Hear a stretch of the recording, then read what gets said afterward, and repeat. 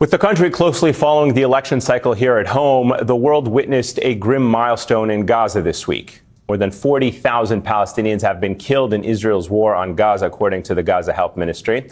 This new death toll comes after a particularly horrific and gruesome few days at the hands of the Israeli military, and a warning that the images you are about to see are disturbing.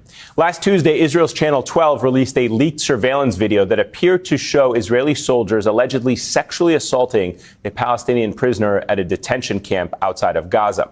NBC News has not independently confirmed details of the reported abuse or if the video circulating was of that incident. But the doctor who treated that prisoner told Haaretz that he suffered from, quote, a ruptured bowel, a severe injury to his anus, lung damage, and broken ribs. The report of a gruesome sexual assault against a Palestinian prisoner at the hands of Israeli prison guards barely received any coverage in Western media. 4 days later, we saw one of the deadliest and most horrific attacks on Gaza in the past 10 months.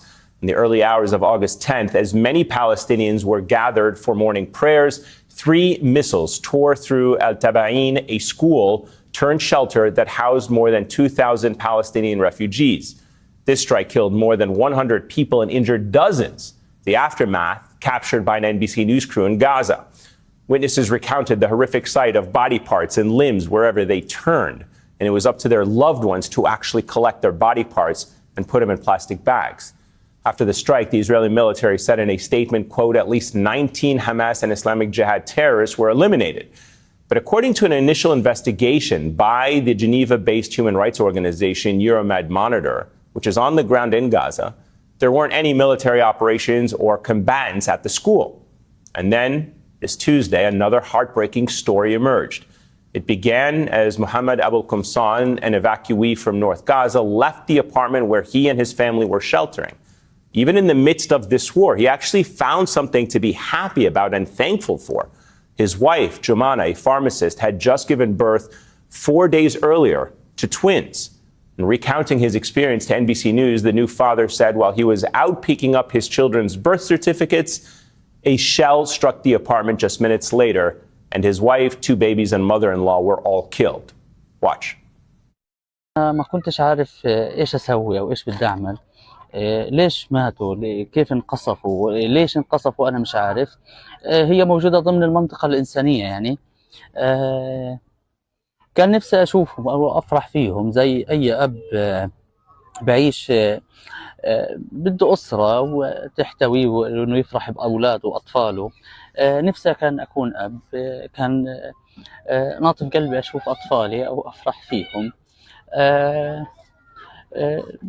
الوجع اللي جواتي أكبر من إنه أنا أحكيه. ما في كلام ممكن أقدر أعبر أنا شو حاسس قد ما بدي أحكي. صعب إني أعبر أنا شو حاسس أو شو في جواتي، خاصة إنه أنا. The Israeli military told NBC News, quote, details of the incident as published are not currently known to the IDF, and reiterated past statements that it, quote, employs various measures to minimize harm to civilians. In response to the horrific events of the past several days, the Biden administration's response has been, as usual, muted. Regarding the alleged prisoner abuse, State Department spokesperson Matthew Miller called the report deeply concerning and urged Israel to investigate. And after the brutal strike on the school turned shelter, again, one of the deadliest attacks of the war, the administration responded with what is becoming a familiar refrain. Once again, it is deeply concerned. Again, urging Israel to take measures to, quote, minimize civilian harm. And when asked about the deaths of the newborn twins and their mother, State Department Deputy Spokesperson Vedant Patel said he didn't have any specific information on it and deferred to Israel once again. And to top it all off, senior U.S. officials who spoke to the New York Times this week said Israel has achieved all that it can militarily in Gaza and that continued bombings are only increasing risks to civilians, while the possibility of further weakening Hamas has diminished. And despite this increased risk to civilians, despite seeing the alleged prisoner abuse, despite the killing of innocent children and babies, can you guess what the Biden-Harris administration did? On Wednesday, the administration approved a $20 billion weapons deal for Israel. Yes, the weapons sale isn't for right now. It will be delivered in 2026, but it helps Israel increase its military capabilities in the long run.